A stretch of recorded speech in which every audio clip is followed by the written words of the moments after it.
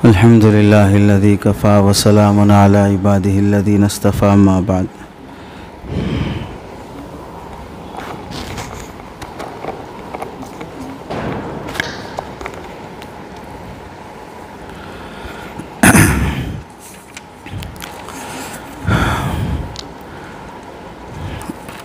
معزز محترم قابل قدر واجب الاحترام علماء اکرام ائمہ اعظام، ہم سب لوگوں کا جڑنا علماء کی محفل ایک خاندان کے جڑنے کی طرح ہے.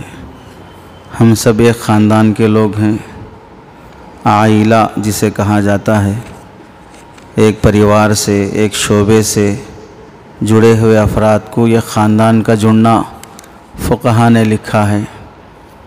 دوسری بات یہ ہے کہ بعض باتیں ہمارے آپس کی مذاکرے کی ہوتی ہیں، جس میں آسان طریقے سے سمجھنے کے لیے بیٹے کا اگر علاج ہوتا ہو ICU میں تو باپ کو اندر آنے کی اجازت نہیں ہوتی ہے. باپ کا علاج ہوتا ہو تو بیٹے کو اندر آنے کی اجازت نہیں ہوتی ہے. RMP ڈاکٹر بھی اگر چھوٹا سا کلینک کھولتا ہے تو وہ اپنے کلینک میں ایک پردے کے ذریعے سے 2 حصے بنا لیتا ہے. نارمل پیشنٹ ہو تو سامنے بٹھا کے دوائی دیتا ہے.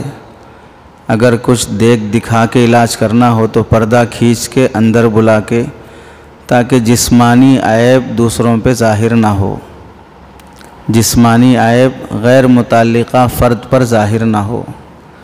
فقہا نے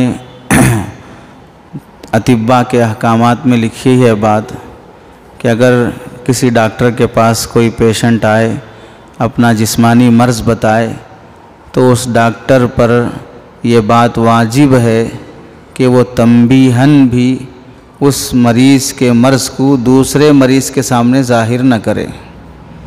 اس سے اس مریض کے عیب کے واضح ہونے کی وجہ سے شرمندگی لازم آتی ہے. یہ بھی غیبت میں داخل ہے اور امانت کے خلاف ہے. تیسری بات یہ ہے، ہم سب چونکہ طالب علم رہ چکے ہیں. طالب علم وہ ہوتا ہے جس میں طلب ہو، اور ہم سب جانتے ہیں طالبن فاعلن کے وزن پر جو صیغہ آتا ہے، اس میں فعل اور اس میں فاعل میں دوام اور تجدد کا فرق ہوتا ہے. فعل میں تجدد پایا جاتا ہے اور اس میں فاعل میں دوام پایا جاتا ہے. جیسے اب زید عالم کہا جائے، زید عالم ہے، یعنی پہلے بھی تھا، اب بھی ہے، آگے بھی رہے گا. ہم جب بول رہے ہیں تب بھی زید عالم ہے. زید یعلم کا مطلب ہوگا کہ زید جان رہا ہے. آگے بھول جائے گا یا نہیں جانے گا، اس کی ہم گارنٹی نہیں دے سکتے ہیں. تو طالب علم جب ہیں تو ہم میں وہ طلب والی کیفیت، طلب والی صفت دائمی طور پر پائی جانی چاہیے. اسی طلب والی صفت کی امید پر کچھ باتیں عرض کی جاتی ہیں کہ ہم میں طلب ہے، اور وہی باتیں ذکر کی جائیں گی جو ہمارے لیے مفید ہو. اور اکابر کی تحریرات میں سے بطور یاد دہانی اور تذکیر اور سبق کے جو باتیں عام طور سے ہوتا ہے کہ پڑھتے وقت تو حضرت مفتی تقی عثمانی صاحب دامت برکاتہم نے لکھا، مطالعہ کرتے وقت اگر یہ نیت ہو کہ اپنی اصلاح کے لیے کر رہا ہوں تو وہ مطالعے میں مخلص ہے. اگر مطالعہ کرتے وقت اس نیت سے مطالعہ کر رہا ہے کہ بیان میں بولنے کام آئے گا، وہ اپنے مطالعے میں ریاکار ہے. خود کے لیے نہیں کر رہا ہے، دوسروں کے لیے کر رہا ہے. تو جو باتیں ایسی ہیں کہ ہم سننے سے یاد آ جاتی ہیں کہ ہمارے لیے ہی ہیں، اور پورے اس استحضار کے ساتھ کہنے کی کوشش کی جائے گی کہ متکلم مخاطب سے افضل نہیں ہے. حضرت تھانوی رحمۃ اللہ علیہ فرمایا کرتے تھے، میں خادم اور نوکر ہوں، اور جو میرے پاس اصلاح کے لیے جڑتے ہیں میں انہیں شہزادہ سمجھتا ہوں، بادشاہ کی اولاد سے ہے. بادشاہ کا حکم ہے کہ انہیں ساتھ رکھ کر ان کی ضرورت والی باتیں، ان کی اصلاح کی باتیں، ان کے لیے نافع باتیں کہی جائیں تو بطور خادم کے پیش کر رہا ہوں۔ بخدا حضرت تھانوی فرماتے ہیں میں تمام مسلمانوں سے حالاً اور تمام کافروں سے معالاً اپنے آپ کو کمتر سمجھتا ہوں۔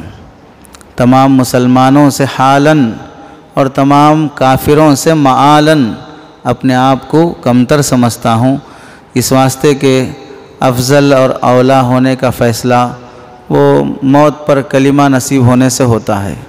پتہ نہیں کون موت سے پہلے تائب ہو جائے اور کس کے ایمان کو اللہ قبول کر لے۔ دو باتیں ہمارے دوستوں کے سامنے جو مجھ سے بڑے بھی ہیں، تقوی میں ہو، علم میں ہو، تجربے میں ہو، اپنی اپنی معلومات میں ہو، اپنے ہی اکابر اور اسلاف کی تحریرات سے کچھ باتیں لکھ کر پیش کی جاتی ہیں تاکہ ذہول نہ ہو، غیر مرتب نہ ہو۔ دو باتوں میں سے پہلی بات یہ ہے عام طور سے جو ہماری برادری میں پائی جاتی ہیں اور جس کا ہونا مناسب نہیں ہے، ایک ہے اپنی باطنی صفت سے متعلق کہ ہم لوگوں میں آپسی اختلاف کے باوجود بھی آپسی احترام کی کمی پائی جاتی ہے۔ آپسی اختلاف برا نہیں ہے، اختلاف العلماء رحمت حدیث نہیں ہے، لیکن اچھی بات ہے۔ اسی اختلاف کے نتیجے چار مسلک بنے ہیں، کوئی مسلک برا نہیں ہے، کوئی مسلک باطل پر نہیں ہے۔ ایک صاحب نے سوال کیا حضرت عیسیٰ علیہ السلام آئیں گے تو کون سے مسلک کو فالو کریں گے؟ حنفی مسلک کو فالو کریں گے۔ علامہ حسکفی رحمۃ اللہ علیہ نے در مختار میں لکھا ہے۔ علامہ شامی نے تردید کی ہے، غلط بات ہے، حضرت عیسیٰ علیہ السلام کسی مسلک کو فالو نہیں کریں گے، نہ حنفی مسلک کو نہ کسی مسلک کو۔ اور حضرت عیسیٰ علیہ السلام کے بارے میں ایسی بات سوچنا خود ایک طرح کی بے ادبی ہے، اس لیے کہ انبیاء سارے کے سارے مجتہد ہوتے ہیں۔ مجتہد پر تقلید حرام ہے، مقلد پر تقلید واجب ہے۔ مجتہد پر تقلید واجب نہیں ہے بلکہ ناجائز ہے۔ جو صاحب اجتہاد ہو وہ تقلید کیسے کرے گا؟ ہم سب جانتے ہیں کہ امام شاہ ولی اللہ رحمۃ اللہ علیہ کے اختلافات کے بارے میں ہم کہتے ہیں کہ بھئی وہ مجتہد درجے کے تھے، اس واسطے بہت سے نظریات میں ان کا اختلاف ہے۔ تو جب امتی جو اجتہاد کے درجے کو پہنچ جائے اس پر تقلید واجب نہیں ہے، تو نبی جو اجتہاد کے درجے کا نہیں، وہ تو صاحب کتاب ہے، اس کے بارے میں کیسے سوچیں گے کہ بھئی وہ کون سے مسلک کو فالو کریں گے؟ یہ خود سوچنا غلط بات ہے۔ اور دوسری بات یہ ہے کہ ہمیں حضرت عیسیٰ علیہ السلام کون سے مسلک کو فالو کریں گے اس کا ٹینشن کیوں ہے؟ جب آئیں گے تب پوچھ لینا کہ آپ کون سے مسلک کو فالو کر رہے ہیں، ہم سے کیوں پوچھ رہے ہو؟ جو تقلید کریں گے، جو فالو کریں گے ان سے پوچھ لیں، دوسروں کے متعلق تو ہم ذمہ دار نہیں ہیں۔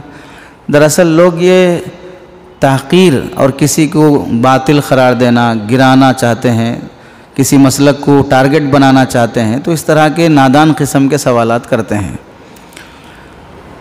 ہمیں یہ تعلیم دی گئی ہے کہ آپسی اختلاف برا نہیں ہے، آپسی اختلاف کے بعد جو آپسی تناؤ اور بے احترامی یہ بری چیز ہے۔ اس سے امت میں مقتدی قسم کے احباب کا جو مقام ہے وہ فوت ہو جاتا ہے۔ جس آدمی کا احترام ہونا چاہیے اس کا احترام نہ کیا جائے تو پھر اس سے جو دین سیکھنا ہے وہ سیکھا نہیں جا سکتا۔ اسی لیے دشمن نے ہر زمانے میں دین کو جب بھی اس نے ٹارگٹ کیا ہے تو پہلے درجے میں علماء کو ٹارگٹ کیا ہے کہ دین بدنام کرنا ہو تو براہ راست یہ نہیں بولنا کہ قرآن میں غلط باتیں ہیں، حدیث میں غلط باتیں ہیں، بلکہ یہ بولنا کہ قرآن کا غلط مطلب علماء بیان کرتے ہیں، حدیث کا غلط مطلب علماء بیان کرتے ہیں۔ تو اب علماء کی سننا چھوڑ دو۔ اب علماء کی سننا چھوڑ دیں گے تو ہم نے تو نہیں کہا کہ قرآن مت سنو، ہم نے تو نہیں کہا کہ حدیث مت سنو، ہم نے یہ کہا کہ علماء کی مت سنو۔ تو جب ان کی نہیں سنیں گے تو پھر آدمی کس کی سنے گا؟ جاہلوں کی سنے گا۔ جاہلوں کی سنے گا تو فقط ضلوا واضلوا، خود بھی گمراہ ہوئے، دوسروں کو بھی گمراہ کریں گے۔ تو جو براہ راست دین کو بدنام کرنا نہیں چاہتے ہیں وہ وارثین انبیاء کو بدنام کرتے ہیں۔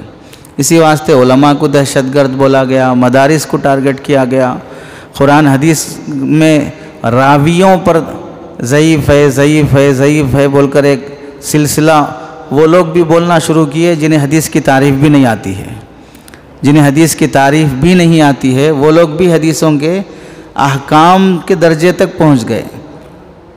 فن رجال تو یہ تو بہت بڑا فن ہے، محدثین سے آگے کا درجہ ہے، تو وہ محدثین کے درجے کو طے کرنے والا درجہ ہے۔ امام بخاری کس درجے کے ہیں، نسائی کس درجے کے ہیں، ابن ماجہ کس درجے کے ہیں، وہ درجہ طے کرنے والی گفتگو تو حدیث سے بڑی بھی ہوتی ہے۔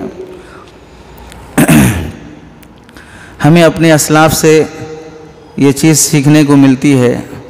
دنیا میں تاریخ اسلام میں دو واقعات بہت اختلاف کے لحاظ سے مشہور ہوئے ہیں، ایک جنگ جمل، دوسری جنگ صفین۔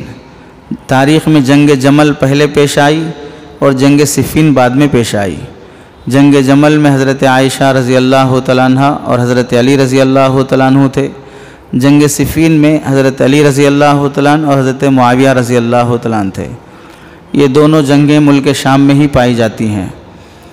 اور تیسری جو نبی کریم صلی اللہ علیہ وسلم کی مشاہدے اور پیش گوئی کے لحاظ سے حضرت حسن رضی اللہ تعالیٰ عنہ کا حضرت معاویہ رضی اللہ تعالیٰ عنہ سے مصالحت کرنے والی بات کہ یہ میرا نواسہ دو بڑی جماعتوں میں مصالحت کرنے کا سبب بنے گا، اس میں ہم دیکھتے ہیں علامہ شوکانی رحمۃ اللہ علیہ نے نیل الاوتار میں یہ بات لکھی ہے، بہت پہلے ہم نے پڑھی تھی۔ ہمارے استاد حضرت مولانا مفتی شمس الدین صاحب بجلی، شاہ ولی اللہ بنگلور کے رہنے والے، ان کی ہدایت پر، تو اس میں حضرت نے یہ بات لکھی علامہ شوکانی رحمۃ اللہ علیہ نے کہ حضرت حسن رضی اللہ تعالیٰ عنہ نے حضرت معاویہ رضی اللہ تعالیٰ عنہ سے مصالحت کرنے کی وجہ سے، حالانکہ 6 مہینے خلافت رہی، کثیر تعداد صحابہ اور تابعین کی حضرت حسن رضی اللہ تعالیٰ عنہ کے ساتھ رہی، اور ملک شام کا سفر حضرت حسن رضی اللہ تعالیٰ عنہ کا اپنی فوج کے ساتھ حضرت معاویہ سے جنگ کرنے اور خلافت واپس وصول کرنے کی ہی نیت سے تھا، اور سارے لوگ تیاری کے ساتھ سفر کیے، لیکن حضرت حسن رضی اللہ تعالیٰ عنہ اندر داخل ہو کر حضرت معاویہ رضی اللہ تعالیٰ عنہ سے مصالحت فرمائی اور فرمایا کہ آپ ہاتھ بڑھائیں، میں آپ کے ہاتھ پہ بیعت کر لیتا ہوں،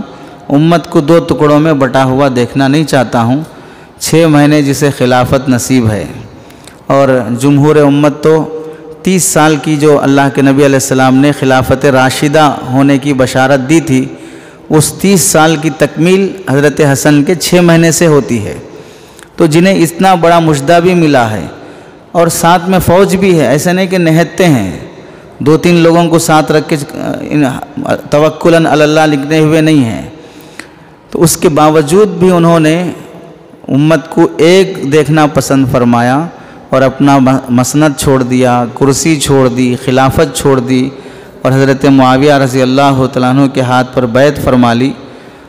کتابوں میں لکھا ہے واپس باہر نکلنے کے بعد حضرت معاویہ رضی اللہ تعالیٰ عنہ نے لوگوں سے کہا، تم نے مجھ سے وعدہ کیا تھا کہ میں جس کے ہاتھ پہ بیعت کروں گا تم بھی اس کے ہاتھ پہ بیعت کرو گے، میں جس سے جنگ کروں گا تم بھی اس سے جنگ کرو گے، میں جس سے مصالحت کروں گا تم بھی اس سے مصالحت کرو گے، اس وعدے کے ساتھ تم نے میرے ہاتھ پہ بیعت کیا تھا، آج میں نے حضرت معاویہ کے ہاتھ پہ بیعت کر لیا ہے، تم بھی بیعت کر لو۔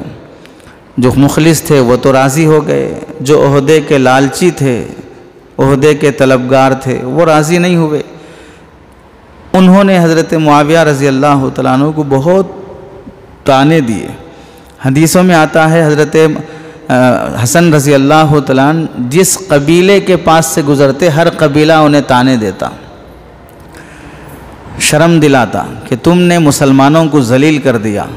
حضرت حسن رضی اللہ تعالیٰ عنہ نے اس موقع سے فرمایا تھا، مجھے تمہارا عار دلانا گوارا ہے لیکن جہنم کی نار گوارا نہیں ہے، جہنم کی آگ مجھے گوارا نہیں ہے، اور میں حق کا غلام بننا پسند کرتا ہوں، باطل کا بادشاہ بننا پسند نہیں کرتا ہوں۔ جس کی وجہ سے انتشار ہو، جس کی وجہ سے فتنے ہوں، جس کی وجہ سے آپس میں اختلاف ہوں، امت ٹوٹ جائے، میں اسے پسند نہیں کرتا ہوں۔ جس کی وجہ سے جڑ جائے میں اسے پسند کرتا ہوں، چاہے مجھے جھکنا ہی پڑے۔ حضرت علامہ شوکانی نے اس متعلق لکھا ہے، حضرت حسن رضی اللہ تعالیٰ عنہ نے جب خلافت چھوڑ دی، اس کے بدلے میں اللہ نے ان کو اتنا بڑا انعام دیا، اتنی بڑی فضیلت سے نوازا۔ حضرت مہدی علیہ الرضوان حضرت حسن کے خاندان سے پیدا ہوں گے، جو اس امت کے آخری خلیفہ ہوں گے۔ حضرت حسن رضی اللہ تعالیٰ عنہ کی نسل سے آئیں گے حضرت مہدی علیہ الرضوان، جو اس امت کے آخری خلیفہ ہوں گے۔ نام کے ساتھ ہی جڑا خلیفہ مہدی، اسی نام سے جانے جاتے ہیں، خلیفہ مہدی۔ تو حضرت خلیفہ مہدی جو اس امت کے آخری خلیفہ ہیں، وہ حضرت حسن رضی اللہ تعالیٰ عنہ کی نسل سے آئیں گے۔ تو اگر کوئی آدمی اختلاف سے بچانے کے لیے امت کو جھک جاتا ہے، اپنا مسند اور اپنا مقام چھوڑ دیتا ہے، تو پھر اس سے اللہ ضائع نہیں کرتے ہیں، اس سے بہتر بدل اسے عطا کرتے ہیں۔ اسے ہمیں اپنی زندگیوں میں سوچنا چاہیے، مدرسوں میں ہوتا ہے، مسجدوں میں ہوتا ہے، سماجی اور تنظیمی سوسائٹیوں میں ہوتا ہے کہ ہمیں جو کرسی چاہیے وہ کرسی نہ ملے تو ہم ایک الگ کرسی بنا لیے، ہمیں جو مسجد چاہیے نہیں ملی الگ مسجد بنا لیے، ہمیں مدرسے میں جو مقام چاہیے نہیں ملا الگ مدرسہ بنا لیے۔ اس انتشار سے کام میں جو ترقی ہونا ہے وہ ترقی نہیں ہوتی ہے۔ ابھی ہم دیکھیں ملک 3 حصوں میں تقسیم ہوا، بھارت، پاک پڑوس ملک، بنگلہ دیش۔ ٹوٹل ان میں مسلمانوں کی آبادی 65 کروڑ سے زیادہ ہے۔ 25 کروڑ تو یہاں پر ہیں، 65 کروڑ سے زیادہ مسلمانوں کی آبادی ہے۔ 65 کروڑ مسلمانوں کی آبادی اگر ایک جگہ پر ہوتی تو اتنے قوانین اور بل پاس ہو سکتے تھے۔ 65 کروڑ کی آبادی ایک جگہ پر ہوتی تو اتنے ظلم کی ہمت ہو سکتی تھی۔ طاقت بکھر جاتی ہے تو سامنے والا جری ہو جاتا ہے، طاقت بکھر جاتی ہے تو سامنے والا جری ہو جاتا ہے۔ ہمیں شکایت ہے مدرسوں میں بچے کم آتے ہیں۔ شکایت کا سبب خارجی بھی ہو سکتا ہے، داخلی بھی ہو سکتا ہے۔ ہم اس سے غور بھی کر سکتے ہیں، آج سے 20 سال پہلے پورے شہر میں ایک ہی مدرسہ تھا تو اس میں 150 بچے تھے۔ اب شہر میں 4 مدرسے ہیں، ہر مدرسے میں 50-50 بچے ہیں، تو بچے کم نہیں ہوئے ہیں، بچے بکھر گئے ہیں، 4 مدرسوں میں بکھر گئے ہیں۔ ان کو ایک جگہ پر جوڑا جائے گا تو پھر وہی 150 ہوں گے جو 20 سال پہلے 150-200 بچے رہتے تھے۔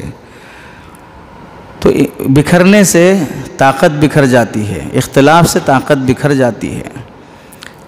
دوسری بات ہم کو یہ بھی سمجھنا چاہیے، ہم میں سے ہر آدمی خیر کی ہی نیت سے کام کر رہا ہے۔ 75% ہم مخلص ہیں، ثواب محتمل الخطا، ہر مسلک والے کہتے ہیں۔ حنفی مسلک درستگی پر ہے، خطا کا احتمال ہے۔ شافعی مسلک خطا پر مشتمل ہے، درستگی کا احتمال ہے۔ اسی طرح ہم میں سے ہر فرد کی زندگی بھی ایسی ہے کہ بھئی ہم امید ہے ہم اچھے ہوں، لیکن غلطی کا بھی احتمال ہے۔ جب امت کی خاطر بنائے گئے مخلصین کی جماعت سے بنایا گیا مسلک، امام ابو حنیفہ یہ کہتے ہیں کہ بھئی ہم میں خطا کا احتمال ہے، تو ہم حنفی کیسے نہیں کہہ سکتا؟ ابو حنیفہ کہے کہ خطا کا احتمال ہے اور حنفی کہے کہ نہیں خطا کا احتمال نہیں ہے، تو امام ابو حنیفہ سے بھی آگے بڑھ گئے۔ تو ہم میں سے ہر آدمی میں خطا کا احتمال ہے۔ اسے ہم ایسے سمجھ سکتے ہیں کہ میرے اندر جو عیب ہیں وہ تو میں بخوبی جانتا ہوں، میرے عیب مجھ پر مخفی نہ ہوں، میری برائیاں مجھ پر مخفی نہ ہوں۔ میرے اندر حسد بھی ہے، حرص بھی ہے، لالچ بھی ہے، عہدے کی طلب بھی ہے، شہرت کی طلب بھی ہے، یہ سب جانتا ہوں میں۔ میرے عیبوں پر مجھے یقین ہے اور دوسروں کے عیبوں کا مجھے صرف گمان ہے۔ یقین دلیل سے آتا ہے، دلیل قطعی ہو، ظنی ہو، شواہد ہوں، گواہ ہوں، تو اس سے یقین پیدا ہوتا ہے۔ تو میں اپنے گناہوں کا، اپنے معائب کا میں بخوبی واقف ہوں اور مجھے یقین ہے، اور دوسروں کے عیبوں کا مجھے صرف اندیشے کے درجے میں، خدشے کے درجے میں گمان ہے۔ اس کے باوجود بھی جن عیبوں پر مجھے یقین ہے، میں اپنے آپ سے اپنے تمام معائب کے ساتھ اپنے آپ کو سب سے زیادہ میں چاہتا ہوں، اپنے آپ کو میں سب سے زیادہ محبت کرتا ہوں۔ یقین ہے جبکہ میرے اندر عیب ہیں، تو دوسرے کے اندر تو عیب کا صرف اندیشہ ہے، اس کے عیبوں کے ساتھ ہم اسے قبول بھی کرنے تیار نہیں ہیں، احترام بھی کرنے تیار نہیں ہیں۔ اپنے عیبوں کے ساتھ تو ہم اپنے آپ سے سب سے زیادہ محبت کریں گے، جبکہ یقین ہے معائب کا، اور دوسروں کے معائب کا اندیشہ ہے، اس اندیشے کے ساتھ صرف احترام کر لو بھائی، اسے قبول کر لو بھائی، اس کے لیے تیار نہیں ہے تو میں مخلص کہاں سے بنوں گا؟ امام مالک رحمۃ اللہ علیہ کے بارے میں ہم سب جانتے ہیں، حضرت جعفر صادق، حضرت نافع، امام زہری، امام ہشام بن عروہ، جلیل القدر فقہا اور محدثین کے یہ شاگرد ہیں امام مالک رحمۃ اللہ علیہ۔ جعفر صادق تو امام مالک سے پہلے کے ہیں، حضرت نافع بھی، امام زہری بھی پہلے کے ہیں، تو ان کے شاگرد ہیں۔ اور جلیل القدر فقی محدث ہیں، امام بخاری رحمۃ اللہ علیہ کی صحیح بخاری سے پہلے فن حدیث میں جو کتاب لکھی گئی وہ موطا مالک ہے۔ موطا مالک سے پہلے جو لکھی گئی الموسوعۃ الحدیثیہ للامام ابی حنیفہ، امام ابو حنیفہ کی جو موسوعہ آئی ہے وہ لکھی گئی فن حدیث میں۔ تو ہارون رشید کے زمانے میں جب آپ کی موطا مالک حدیث پر اور فقہ پر دونوں پر مشتمل کتاب آئی تو ہارون رشید نے اسے پڑھنے کے بعد یہ خواہش ظاہر کی۔ ہارون رشید بادشاہ تھے، ساتھ میں عالم بھی تھے، بادشاہت غالب تھی اس واسطے بادشاہ کے نام سے مشہور ہوئے ہیں، ورنہ وہ عالم دین بھی تھے۔ جب ان کی کتاب پسند آئی تو ہارون رشید نے کہا کہ ہم پورے ملک میں یہ اعلان جاری کرا دیتے ہیں کہ اب کہیں بھی کوئی بھی حدیث اور فقہ کی کتاب نہیں چلے گی، امام مالک کی موطا مالک ہی ہر جگہ پر پڑھی جائے، قاضیوں کے پاس بھی یہی کتاب رہے، علماء کے پاس بھی یہی کتاب رہے، یہی درس دیا جائے۔ اب بتائیں گورنمنٹ کی طرف سے اگر کوئی نصاب لاگو کیا جائے تو اسے تو تسلیم کرنا پڑتا ہے۔ یعنی ای پی جو نیو ایجوکیشن پالیسی جو پاس ہونے کی وجہ سے اندیشے ہیں، بھئی گورنمنٹ کا قانون آنے کے بعد کون انکار کر سکتا ہے؟ تو اس وقت کی گورنمنٹ تو ہارون رشید ہے، تو وہ لاگو کر دیں گے تو کون منع کرے گا؟ تو کتنا بہترین موقع تھا اپنی کتاب کو پوری مسلم ریاست میں لاگو کرنے کا اور عام کرنے کا۔ لیکن مخلص دوسروں کو ختم کر کے اوپر آنا نہیں چاہتا ہے۔ قبرستان میں محل اچھا نہیں دکھتا، قبرستان میں قبریں ہی اچھی دکھتی ہیں۔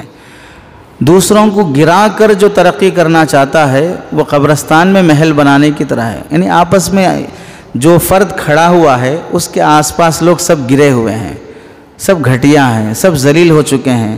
اب اس کا یہاں پر کھڑا ہونا کیا مطلب رہے گا؟ آس پاس بھی اگر لوگ اچھے ہوں اور ہم ان سب میں اچھے دکھ رہے ہوں تو یہ شان کی بات ہوتی ہے۔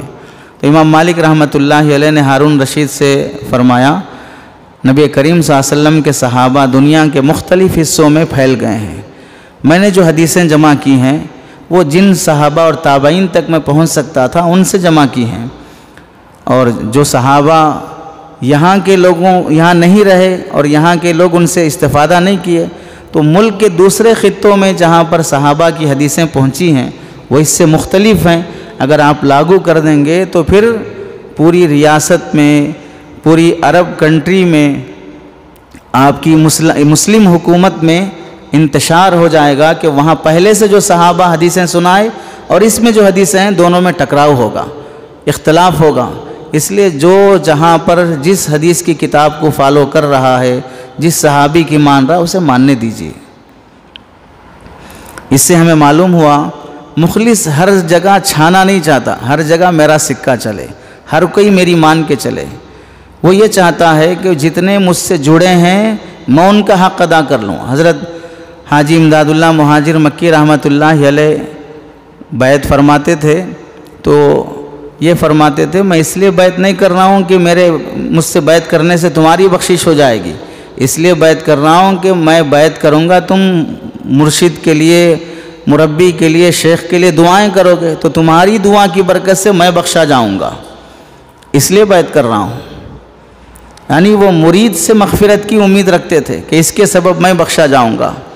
اب تو ایسے کہ بھئی جنت میں جانے کی سرٹیفکیٹ دے دیں گے۔ آپ نے پڑھا ہوگا، مفتی شعیب اللہ خان صاحب دامت برکاتہم نے لکھا تھا ایک مضمون میں، 1500 روپے میں جنت کا ٹکٹ تقسیم ہو رہا ہے۔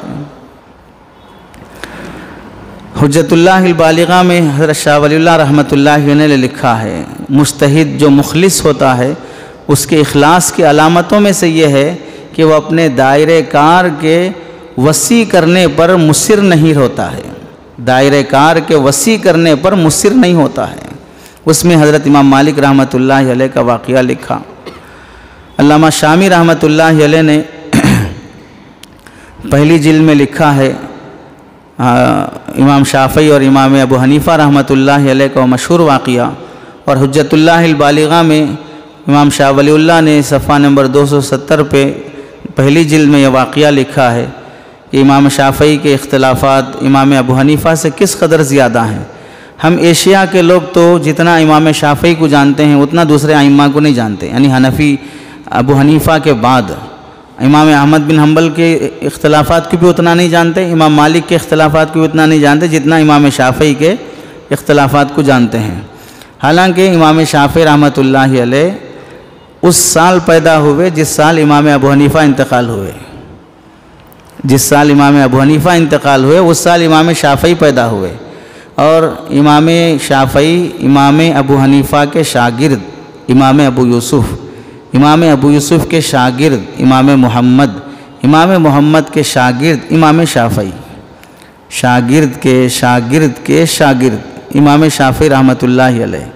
وہ جب امام ابو حنیفہ رحمۃ اللہ علیہ کے قبر کے پاس پہنچے تو ادھر رفع دین کرتے ہیں ادھر رفع دین نہیں کرتے ہیں، تو کیا فرمایا؟ اخالفہ وانا فی حضرتہ، میں ابو حنیفہ کے یہاں حاضر ہوں اور ان سے اختلاف کر سکوں، اتنی میری جرأت، اس واسطے اپنی نماز میں انہوں نے رفع دین نہیں کیا۔ فجر کی نماز میں انہوں نے اپنا جو قنوت پڑھتے ہیں وہ قنوت کا اہتمام نہیں کیا۔ ہمارے پاس تو عشاء میں ہوتی ہے قنوت، ادھر فجر میں ہوتی ہے قنوت، اس کا اہتمام نہیں کیا۔ پتہ کیا چلا کہ جتنا ہم اختلافات میں قریب ہو سکتے ہیں اتنا قوم کے لیے نافع بن سکتے ہیں۔ امام شافعی رحمۃ اللہ علیہ کے متعلق علامہ شامی نے لکھا ہے، کسی کے خیر اور کمال کا اقرار کر لینا یہ بڑے اخلاص کی علامت ہوتی ہے۔ میں سامنے والے کے خیر کا اعتراف کرتا ہوں، اس کے کمال کا میں اعتراف کرتا ہوں۔ چنانچہ امام شافعی نے اس موقع پہ فرمایا تھا، الناس فی الفقہ عیال علی ابی حنیفہ، کہ لوگ امام ابو حنیفہ کے محتاج ہیں اگر وہ فقیہ بننا چاہتے ہیں۔ حضرت ابن عمر رضی اللہ تعالیٰ عنہ سے متعلق لکھا ہے، غالباً نسائی شریف کی حدیث ہے، حضرت ابن عمر رضی اللہ تعالیٰ عنہ کے پاس عراق کے کچھ لوگ سفر حج میں آئے اور حضرت ابن عمر رضی اللہ تعالیٰ عنہ سے پوچھا کہ اگر ہم نماز پڑھ رہے ہوں اس صورت میں مچھر ہمارے کپڑوں پہ بیٹھ جائے اور ہم اسے مار دیں اور اس کا خون ہمارے کپڑوں پہ لگ جائے تو پھر ہماری نماز ہوگی کہ نہیں ہوگی؟ تو ابن عمر رضی اللہ تعالیٰ عنہ نے سوال کا جواب دینے سے پہلے ان کی ذہنیت کی اصلاح فرماتے ہوئے جواب دیا، عجیب ہے کہ جن کے دامن پر نواس رسول کے خون کا داغ لگا ہے وہ مچھر کے خون کا حکم پوچھنے چلے ہیں۔ جن کے دامن پر نواس رسول کے خون کا داغ لگا ہے وہ مچھر کے خون کا حکم پوچھنے چلے ہیں۔ یعنی مکروہات کا علم، یہ مکروہ ہے، یہ مستحب ہے، یہ اولا ہے، اس سے زیادہ جو منکر درجے کی برائیاں ہیں اس کی طرف تو ذہن نہیں جاتا ہے، اور اولا غیر اولا والے اختلافات میں ہم مبتلا ہوں تو ظاہر سی بات ہے وہ کوئی اخلاص والا عمل نہیں ہوگا۔ فقی عماد الدین یہ امام شافعی رحمۃ اللہ علیہ کے مسلک کے ہیں، اور قاضی القضات ابو طالب یہ حنفی مسلک کے ہیں۔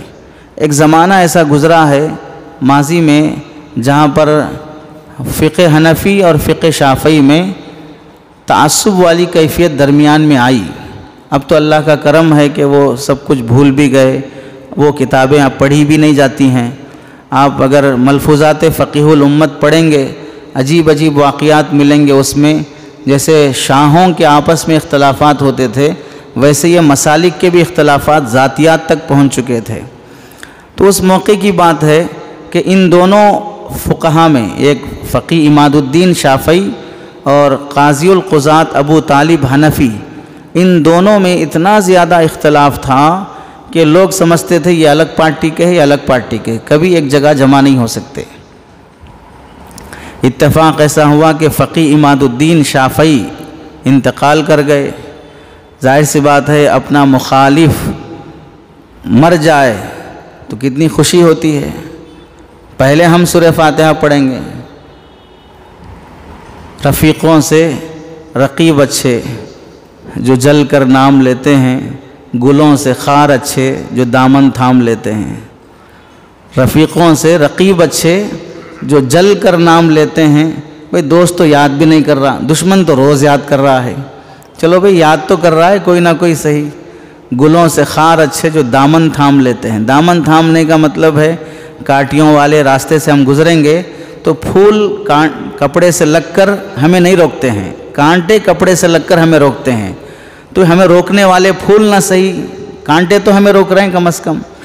تو گلوں سے خار اچھے جو دامن تھام لیتے ہیں۔ تو دشمن کے مرنے سے تو آدمی خوش ہوتا ہے کہ بھئی فلاں امامت سے نکال دیا گیا، فلاں مدرسے سے نکال دیا گیا، فلاں ایسا شرمندہ ہوا، فلاں کو ایسی ذلت ہوئی، تو مرنے پر تو اور خوشی ہوتی ہے۔ ہم میں سے بھی بعض لوگ ایسے ہیں جو سماج میں جو بدعات پائی جاتی ہیں ان بدعات کے ختم کرنے کے لیے بدعتیوں کی موت کا انتظار کرتے ہیں کہ وہ مر گیا تو بدعت ختم ہو جائے گی۔ ایسا نہیں ہے، کسی کی موت سے کوئی مسئلہ ختم نہیں ہوتا، نسل شروع کر لے گی۔ ذہن مرنا پڑے گا، اصل دماغ کی موت ہوتی ہے تو پھر نظریہ بدلتا ہے۔ دماغ کی موت کے بغیر افراد مرتے ہیں، نظریہ نہیں بدلتے۔ آپ دیکھ لیں اب جتنے نعت قوالیاں اب آ رہی ہیں، یعنی 2000 کے بعد سے، اس سے پہلے اتنے تھے جتنے شور شرابے کفریہ شرکیہ اشعار پر مشتمل نعتیں جو اب آ رہی ہیں، اس سے پہلے اتنے تھے ہی نہیں۔ تو کسی کی موت سے مسئلہ ختم نہیں ہوتا۔ تو قاضی ابو طالب حنفی رحمۃ اللہ علیہ ان کے جنازے میں پہلی صف میں کھڑے رہے، اور جنازے کی نماز پڑھنے کے بعد تدفین ہوئی۔ تو عام طور سے ہوتا ہے بعض موقعوں پر مرنے والے اگر بڑے درجے کے ہوں تو ان کے خوبیاں اور ان کی زندگی کی قربانیاں بیان کی جاتی ہیں۔ تو ان قاضی صاحب نے اپنے مخالف کی وفات پر ان کی خوبی جنازے کے پاس کھڑے ہو کر ایک شعر میں بیان فرمائی، اقیم النساء فلا تلدن شبہہ ان النساء بمثلہ اقیم۔ اب عورتیں بانجھ ہو گئی ایسے فقیہ کو جنم دینے سے، آئندہ مجھے لگتا ہے کہ ایسا فقیہ دوبارہ پیدا نہیں ہو سکے گا۔ زندگی میں اختلاف ہے لیکن اختلاف اخلاص پر تھا، تبھی جا کر ان کی فقہ کا ان کے مقام کا اعتراف ہو رہا ہے۔ آپ جانتے ہیں حضرت نظام الدین اولیاء رحمۃ اللہ علیہ اور اس زمانے کے قاضی صاحب دلی میں جو رہتے تھے، دونوں میں اختلاف تھا۔ قاضی ضیاء الدین نام تھا، دونوں میں کافی شدید اختلاف تھا۔ حضرت نظام الدین اولیاء سما کے قائل تھے اور قاضی ضیاء الدین وہ سما کے قائل نہیں تھے۔ حضرت نظام الدین اولیاء کی جب بھی محفل لگتی سما کی تو جو چھپر لگتا تھا اس کے وہ چھپر کے پائے توڑ دیتے تھے، جا کے اٹھاؤ سب، یہ سب تماشے مت کرو۔ اور حضرت نظام الدین اولیاء کا سما وہ قوالی پر مشتمل نہیں تھا، میوزک پر مشتمل نہیں تھا، پھر بھی وہ حاضری حضور وہ کا خیال تصور کہیں ایسا نہ ہو کہ وہ صفات باری میں اشتباہ پیدا کر دے۔ ایک بار اتفاقاً ایسا ہوا کہ سما کی محفل چل رہی تھی، قاضی صاحب آئے اور پورے جو چھپر کے پائے لٹکے ہوئے تھے، خیمہ جو ڈالا گیا تھا سب اکھاڑ دیے، پھر بھی خیمہ ایسے ہی لٹکا رہا۔ سمجھ گئے کہ یہ کرامت ہے، اب یہاں رکنا شرمندگی ہے، واپس چلے گئے۔ جب حضرت نظام الدین اولیاء رحمۃ اللہ علیہ کی عمر ہوئی، قاضی ضیاء الدین رحمۃ اللہ علیہ کی وفات کا وقت ہوا، سکرات کا عالم ہے، حضرت نظام الدین اولیاء کو معلوم ہوا کہ قاضی صاحب انتقال کر رہے ہیں، تو مرید سے کہلا بھیجا کہ میں آخری دیدار اور ملاقات کے لیے آنا چاہ رہا ہوں۔ تو قاضی صاحب نے کہا میں اب تک بدعت کے خلاف رہا ہوں، مرتے وقت کسی بدعتی کا چہرہ دیکھ کے مرنا نہیں چاہتا ہوں۔ قاضی صاحب نے حضرت نظام الدین اولیاء سے فرمایا، مرتے وقت میں کسی بدعتی کا چہرہ دیکھ کر مرنا نہیں چاہتا ہوں۔ تو حضرت نظام الدین اولیاء نے کہلا بھیجا کہ اگر ایسی بات ہے، آج آپ کو اور خدا کو گواہ بنا کر یہ بدعتی اپنی بدعت سے توبہ کرتا ہے، آئندہ سے سما نہیں کروں گا، لیکن آخری دیدار سے محروم نہ کریں۔ تو حضرت نے اجازت دی کہ ٹھیک ہے، آنے کی اجازت دیں، اور پھر وہ داخل ہونے سے پہلے قاضی صاحب نے اپنی پگڑی نکال کر راستے میں بچھا دیا اور یہ کہا کہ اب آپ میرے نزدیک اتنے عظیم ہیں کہ میری پگڑی پر سے آپ چل کے آئیں۔ ان کا اختلاف کس قدر خلوص پر تھا، کس قدر ایک دوسرے کے خیرخواہ تھے۔ تو ہمیں ان اکابر کے واقعات سے آپسی اختلاف کے باوجود بھی آپسی احترام، میرے کسی عالم دوست کی زبان سے کسی دوسرے عالم کا عیب نہ کسی عالم کے سامنے ظاہر ہو، نہ کسی عامی کے سامنے ظاہر ہو۔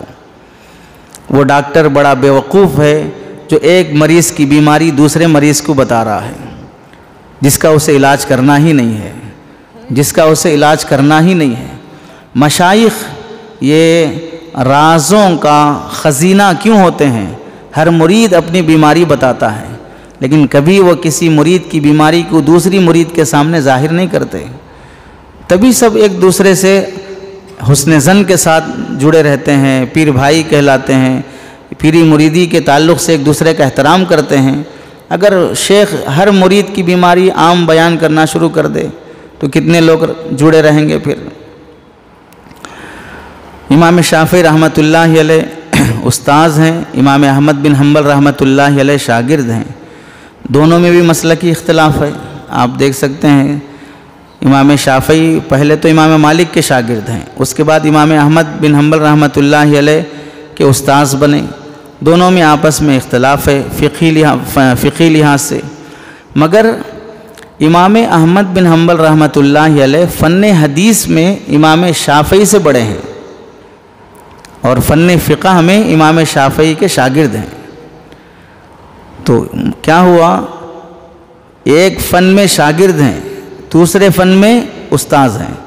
امام شافعی فقہ میں امام احمد بن حنبل کے استاذ، فن حدیث میں امام احمد بن حنبل امام شافعی کے استاذ۔ تو حال یہ تھا ایک دوسرے کے احترام کا، جب بھی امام شافعی کوئی حدیث بیان کرنا چاہتے اور وہ حدیث اپنے ہی شاگرد امام احمد بن حنبل سے سنی ہے تو ایسا نہیں بیان کرتے تھے کہ میرے شاگرد نے مجھ سے یہ حدیث بیان کی ہے، ایسا نہیں کہتے، بلکہ کہتے حدثنا الثقۃ من اصحابنا، ہمارے ساتھیوں میں سے ایک مضبوط ساتھی نے، ثقہ راوی نے یہ حدیث بیان کی ہے۔ اس میں خود شاگرد کی تعریف ہو گئی، شاگرد کی ہمت افزائی ہو گئی، خرد نوازی ہو گئی۔ ہمارے آنکھوں کے سامنے پل کے بڑا ہے، میرے پاس نورانی قاعدہ پڑا ہے، میرے پاس بڑا، اب بڑا خطیب بن گیا، اب بڑا محتمم بن گیا، اب بڑا امام بن گیا۔ نورانی قاعدے کی ہی بنیاد آپ کی ہے۔ اب یہ جو باغ و بہار جو دکھ رہا ہے آپ ہی کے ثمرے کے نتیجے ہے، اس سے ہمارے پاس پڑھ کر آگے بڑھنے والوں کو دیکھ کر خوشی ہونا چاہیے، خرد نوازی والا جذبہ۔ اور جو باغ و بہار میں آ رہے ہیں، اپنے ان آبیاری کرنے والوں کی قدر، ان کے پڑھانے سے میں آگے بڑھا ہوں، ان کی بنیاد سے میں مضبوط بنا ہوں، ان کی قدر، کبھی بھی اپنے استاذ سے فوقیت حاصل کرنے کی کوشش یا زام بھی پیدا نہیں ہونا چاہیے۔ ایک مرتبہ ایسا ہوا کہ امام احمد بن حنبل رحمۃ اللہ علیہ کے فرزند امام صالح رحمۃ اللہ علیہ کی ملاقات یحییٰ ابن معین رحمۃ اللہ علیہ جو اصحاب رجال میں سے ہیں ان سے ہوئی۔ تو انہوں نے کہا کہ تمہارے والد سے کہو، امام احمد سے، کیوں وہ امام شافعی کے پاس جاتے ہیں؟ اتنے بڑے محدث ہو کر امام شافعی کے پاس کیوں جاتے ہیں؟ ایسے ہی امام احمد بن حنبل رحمۃ اللہ علیہ کو ان کے شاگردوں نے بشر حافی رحمۃ اللہ علیہ کی محفل میں جاتے وقت کہا تھا۔ بشر حافی رحمۃ اللہ علیہ اس زمانے کے شیخ اور مرشد تھے، مصلح تھے، پہلے شرابی تھے، بعد میں اللہ نے اتنا مقام دیا کہ ولیوں کے سردار بنے۔ تو امام احمد ان کی خانقاہ میں اللہ اللہ کرنے جاتے تھے. تو مریدوں شاگردوں نے کہا کہ حضرت وہ ایک عام آدمی ہے، آپ اتنے بڑے شیخ الحدیث ہیں، ان کی خانقاہ میں آپ اللہ اللہ کرنے جاتے ہیں. یعنی لوگوں میں کیا ہے کہ خدا صرف خاص لوگوں کو ملے گا، عام لوگوں کو نہیں ملے گا. یہ تو برہمن کا تصور ہے، یہ برہمن کا تصور ہے. خدا مغرب والوں کے ساتھ خاص ہے، مشرق والوں کے ساتھ خاص ہے. یو پی والوں کو خدا جلدی مل جائے گا، جنوب والوں کو کم ملے گا. خلافتیں ادھر جلدی ملتی ہیں، ادھر دیر سے ملتی ہیں. نسبتوں کا سفر جلدی طے ہوتا ہے، نسبتوں کا نور ادھر دیر سے منتقل ہوتا ہے. خدا تقسیم نہیں ہوتا ہے، وہ غیر متجزی ہے. فلسفے میں پڑھا ہے ہم لوگ، وہ غیر متجزی جزء لا یتجزا ہے، اس سے کسی کی رشتہ داری نہیں ہے. تو لوگ سمجھتے ہیں وہ غیر عالم ہے، اسے کیسے خلافت مل سکتی ہے، وہ ابھی جوان ہے، اسے کیسے خلافت مل سکتی ہے. ہم تو صحیح مرید نہیں بن سکے، شیخ کو تولنے چلے ہیں، کیسے خلافت دے دیے، کیسے اپنا نائب بنا دیے. اس کی تنہائیاں دیکھیں، اس کا تعلق مع اللہ دیکھیں. جسے نوازنا ہے انتظامی چیزیں ہوتی ہے، خلافت منتقل کرنا، لیکن نسبت کا نور یہ وہابی چیز ہوتی ہے. متوجہ ہونا لوگوں کے دلوں کا، یہ اللہ کی طرف سے نوازا جاتا ہے. تو امام احمد بن حنبل سے یحییٰ ابن معین نے کہا، میں آپ حضرات کو جو باتیں سنانے کی کوشش کر رہا ہوں وہ ہمارے علماء برادری کے ہیں، یعنی ہم سب عالم دین ہیں. تو ہم نے جس لائن سے پڑھا ہے، عام طور سے ہوتا یہ ہے کہ بھئی علماء کو بزرگی سکھانے کے لیے ان بزرگوں کے واقعات بولے جاتے ہیں جو عوام کو بھی بولے جاتے ہیں. عوام کی بزرگی اور خواص کی بزرگی دونوں میں علم کا فرق ہوتا ہے. ہم جس نسبت سے بیان کرنا چاہ رہے ہیں، بھئی ہم جس برادری سے علم لیتے آئے ہیں اسی برادری میں تقویٰ بھی کیسے آیا ہے، اسی برادری میں بزرگی بھی کیسی رہی ہے، وہ ہم دیکھیں. تو حضرت یحییٰ ابن معین نے جب کہا کہ اپنے والد سے کہو کہ کیوں امام شافعی کے پاس جاتے ہیں، کیا رکھا ہے ان کے پاس، تو بیٹے نے جا کر باپ سے کہا کہ یحییٰ ابن معین آپ کے بارے میں ایسا کہہ رہے ہیں. تو امام احمد بن حنبل رحمۃ اللہ نے فرمایا، بیٹا آئندہ ملاقات ہو تو کہہ دینا، ابھی تو آپ فن حدیث کے امام ہیں، اگر فقیہ بننا چاہتے ہو تو تم بھی امام شافعی کی سواری کی نال پکڑ لینا، امام شافعی کی سواری کی لگام پکڑ لینا تو فقیہ بنو گے. ابھی تو صرف تم محدث ہو، آنے کے بعد پتہ چلے گا کہ وہاں کتنا بڑا فقہ موجود ہے. ایسے ہی شاگردوں نے جب کہا کہ آپ بشر حافی کی درسگاہ میں خانقاہ میں کیوں جاتے ہیں، آپ تو عالم ہیں، شیخ الحدیث ہیں. تو حضرت امام احمد بن حنبل نے فرمایا تھا، میں اللہ کے لفظ کی تحقیق جانتا ہوں کہ اس کے شروع میں جو الف لام ہے وہ معرفہ کا ہے، اس میں موصول کا ہے، اس میں جنس کا ہے، استغراق کا ہے. میں وہ تحقیق جانتا ہوں، الہ تھا کہ اللہ تھا، کیا ہوا. لیکن اللہ کی حقیقی ذات کی معرفت وہ بشر حافی کے پاس ہے.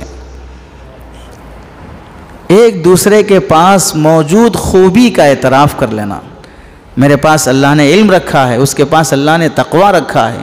کیا ضروری ہے کہ ہر نعمت ہر شخص کو نصیب ہو جائے، اس کے پاس جو ہے میں وہ لے لوں، میرے پاس جو ہے وہ لے لے گا. ہم جانتے ہیں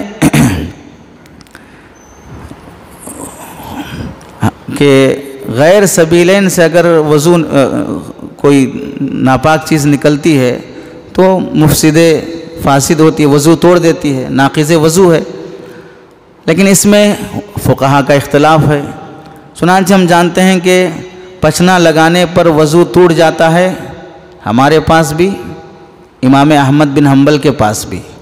پچنا لگانے پر وضو نہیں ٹوٹتا ہے امام مالک رحمۃ اللہ علیہ کے پاس، اور سعید ابن المسیب رحمۃ اللہ علیہ اجل تابعی ابو ہریرہ رضی اللہ تعالیٰ عنہ کے داماد سعید ابن المسیب رحمۃ اللہ علیہ کے پاس یہ پچنا لگانا، حجامہ کرانا ناقض وضو نہیں تھا. تو ایک شخص نے آ کر امام احمد بن حنبل سے پوچھا کہ ایسا شخص جس کے پیچھے نماز پڑھنا درست ہے وہ پچنا لگاتا ہے اور وضو نہیں کرتا ہے، پھر امامت کرتا ہے، تو کیا آپ ایسے امام کے پیچھے نماز پڑھنا گوارا کریں گے؟ امام احمد بن حنبل سے پوچھ رہے ہیں. ان کا مسلک کیا ہے؟ پچنا لگانا ناقض وضو ہے. تو پوچھ رہے ہیں کیا ایسا شخص پچھنا لگایا، وضو نہیں کیا، امامت کر رہا ہے، تو آپ ایسے شخص کے پیچھے نماز پڑھیں گے؟ اشارہ کس کی طرف تھا؟ امام مالک کی طرف تھا۔ تو دیکھیے لگانے بجھانے والے اس زمانے میں بھی لگاتے تھے، لگانے کے انداز الگ تھے، لگانے کے انداز الگ تھے۔ علم غالب تھا تو علم کے ذریعے سے لگاتے تھے، اب جہل غالب ہے تو جہالت سے لگاتے ہیں۔ اب بجھانے والے بھی علم والے تھے تو علم سے بجھاتے تھے، دانش مندی سے بجھاتے تھے۔ اب بجھانے والوں میں علم کا غلبہ نہیں رہا تو ذاتیات سے بجھانے لگے۔ دیکھ لو حیثیت کیا ہے اس کی، دیکھ لو ہماری حیثیت کیا ہے، ہمارا مقام کیا ہے۔ تو امام احمد بن حنبل رحمۃ اللہ علیہ نے فرمایا، کیا بہترین جواب دیا، اگر پچھنا لگا کر وضو کیے بغیر نماز پڑھانے والا امام مالک ہو، سائل نے نام نہیں لیا، سائل نے نام نہیں لیا، امام صاحب کہتے ہیں کہ امام احمد بن حنبل پڑھانے والا اگر امام مالک ہو، پڑھانے والا سعید ابن المسیب ہو، تو مجھ جیسے کی کیا حیثیت کہ میں ان کی اقتداء سے محروم رہ جاؤں، مجھ جیسے کی کیا حیثیت کہ میں ان کی اقتداء سے محروم رہ جاؤں۔ ہم تو یہ تو واقعہ مشہور تھا نا، امام شافعی امام ابو حنیفہ کے قبر پہ گئے تو رفع دین چھوڑ دیا۔ دوسرے ائمہ کا بھی دیکھ لیں، وہ بھی ایک دوسرے کا کتنا احترام کرتے تھے، ایک دوسرے کے علم کی کتنی قدر ہوتی تھی۔ تو مسلکی اختلاف کے ساتھ اور آپس کی دینی اختلاف کے ساتھ ایک دوسرے کا دینی احترام ہم سب پر ضروری ہے۔ ہم میں اس کی بہت کمی پائی جاتی ہے، ہماری صلاحیتیں آپسی رسہ کشی میں ختم نہ ہو جائیں، اس سے باطل کو بہت فائدہ ہوتا ہے، لوگ ہمیں استعمال کرنا شروع کر دیتے ہیں۔ واقعہ مشہور ہے، تاریخ کی کتابوں میں لکھا ہے، صلاح الدین ایوبی رحمۃ اللہ علیہ بیت المقدس فتح کرنے کے موقع پر ایک جاسوس کو بھیجا، عیسائیوں کا غلبہ تھا، 96 ایئرز عیسائیوں کا غلبہ تھا بیت المقدس پر۔ حضرت عمر رضی اللہ تعالیٰ عنہ بیت المقدس فتح کر کے جانے کے بعد جب عیسائی پھر دوبارہ اس پر قبضہ کیے تو وہ قبضہ 96 سال تک رہا۔ اس کے بعد صلاح الدین ایوبی رحمۃ اللہ علیہ اس بیت المقدس کو فتح کرنے کے لیے چلے تھے، تو جاسوسوں کو بھیجا کہ دیکھو کیا چل رہا ہے۔ دو باتیں صلاح الدین ایوبی رحمۃ اللہ علیہ نے اپنے جاسوسوں سے کہلوا بھیجی۔ پہلی بات، عیسائیوں کے پوپ اور پادری، بائبل کے عالم، انجیل کے جو علماء ہیں ان کا نظریہ دیکھو، وہ لوگ کیا کر رہے ہیں۔ دوسرا، عیسائیوں کے جوانوں کو دیکھو، وہ لوگ کیا کر رہے ہیں، بس یہ دیکھ کے آؤ۔ تو جب یہ جاسوس گیا تو دیکھا جوان شباب موج مستی میں ہیں، پی رہے ہیں، عیاشی کر رہے ہیں، اور جو علماء تھے عیسائیوں کے ان کو دیکھا کہ وہ آپسی مناظروں میں ہیں۔ اور مناظرہ کیا چل رہا ہے، مختلف روایات ہیں۔ ایک روایت میں مناظرے کا جو موضوع لکھا ہے، مناظرے کا جو موضوع تھا وہ تھا کہ حضرت عیسیٰ علیہ السلام جب آسمان پر اٹھائے گئے تو آخری جو کھانا ان کا تھا وہ جو کی روٹی کا تھا یا گیہوں کی روٹی کا تھا۔ رفع سما سے پہلے جو آخری کھانا تھا وہ جو کی روٹی کا تھا یا گیہوں کی روٹی کا تھا۔ ایک اختلاف یہ۔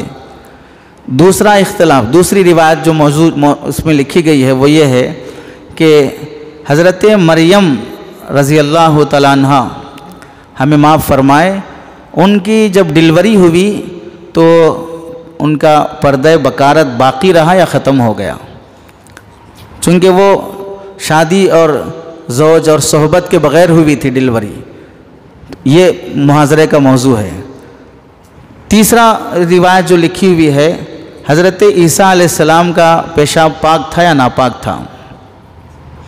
اب آپ سمجھیں کہ کیسے موضوعات ہیں جس پہ علماء لگے ہوئے ہیں، ضروری ہے، غیر ضروری ہے، اولا ہے، غیر اولا ہے۔ تو صلاح الدین ایوبی رحمۃ اللہ علیہ نے فرمایا کہ اس قوم کو اب ہرانے کے لیے بڑے جنگ کی ضرورت نہیں ہے، جس کے جوان عیاشی میں ہوں اور جس کے رہبر غیر ضروری اختلافات میں ہوں، وہ قوم خود بخود ہار جاتی ہے۔ اب ہم دیکھ لیں کہ امت کو کون سے مسائل کی ضرورت ہے۔ رفع دین کی ضرورت ہے، ٹانگیں پھیلانے کی ضرورت ہے، چیخنے چلانے کی ضرورت ہے، امت کو کن مسائل کی ضرورت ہے؟ فاتحہ درود کی ضرورت ہے، چہلم چلے کی ضرورت ہے، کون سے مسائل کی امت کو ضرورت ہے؟ غیر ضروری مسائل میں جب مبتلا رہے گی تو پھر امت خود بخود اب مسلم پرسنل لاء پہ حملہ ہو رہا ہے۔ بتائیے 3 طلاق کا مسئلہ یہ زیادہ غیر حرام حلال کا مسئلہ ہے؟ یہ بہت بڑا مسئلہ ہے حلال حرام کا مسئلہ، یا وہ مسئلے کہ بھئی ایک مجلس کی 3 ہوتی کہ نہیں ہوتی؟ امت پر کون سے مسائل آ پڑے ہیں؟ تو غیر ضروری مسائل میں اہل علم کا مبتلا ہونا یہ زوال کی علامت ہوتی ہے، یہ بہت بڑے زوال کی علامت ہوتی ہے۔ حسن البنا رحمۃ اللہ علیہ جانتے ہیں مصر میں انقلاب کا ذریعہ جس اخوان المسلمین کے ذریعے سے اللہ تعالیٰ نے کیا تھا، بعد میں حالات آئے، ختم ہو گئی تنظیم۔ ایک مسجد میں گئے نماز پڑھنے کے لیے تو وہاں پر دیکھا ایک ہی مسجد میں 2 جماعتیں بنی ہیں، ایک جماعت 20 رکعت تراویح پڑھ رہی ہے، دوسری جماعت 8 رکعت تراویح پڑھ رہی ہے۔ تو حسن البنا رحمۃ اللہ علیہ نے نماز کے بعد جوڑا ساتھیوں کو اور یہ فرمایا، یہ بتاؤ کہ سنت کی اہمیت زیادہ ہے یا فرض کی اہمیت زیادہ ہے؟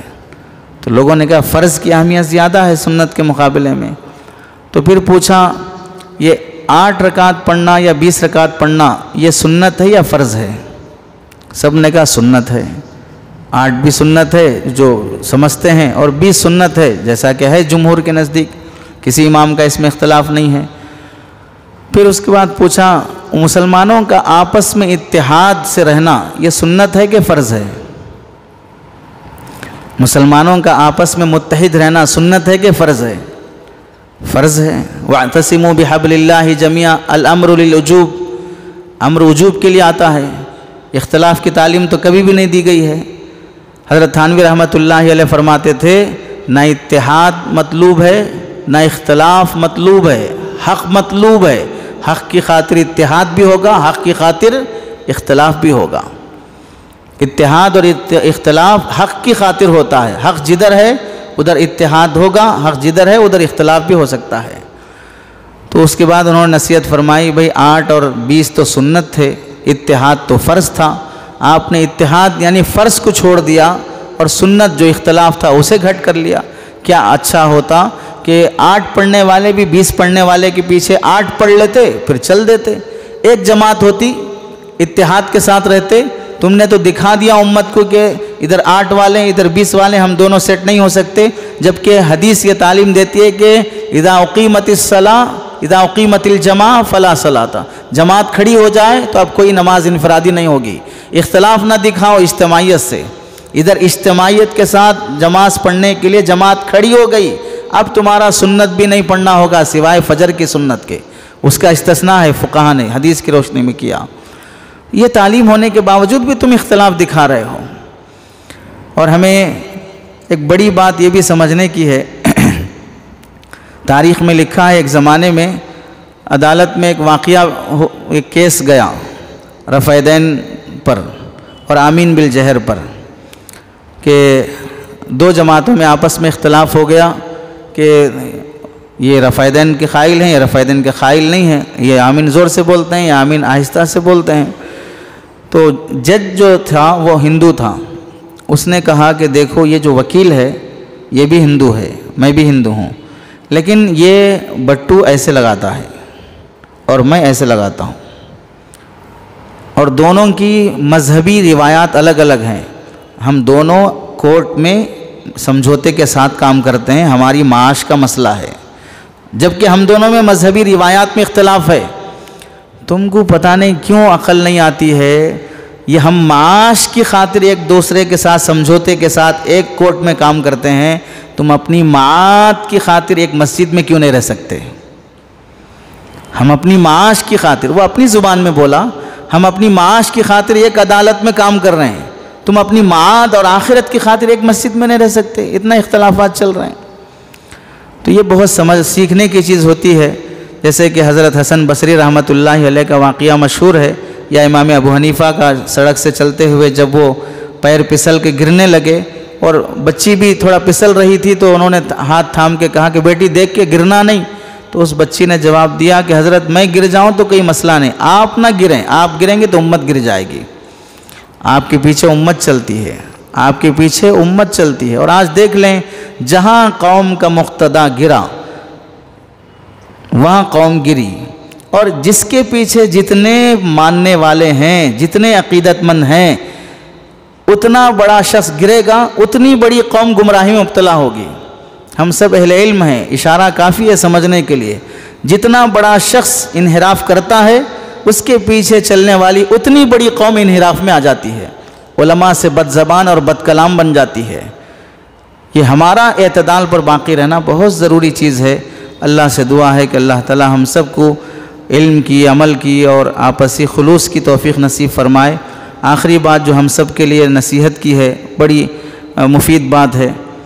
اللہ نے ہم سب کو علم سے نوازا ہے، ہم سب کو پہلے اس کی قدر ہونی چاہیے۔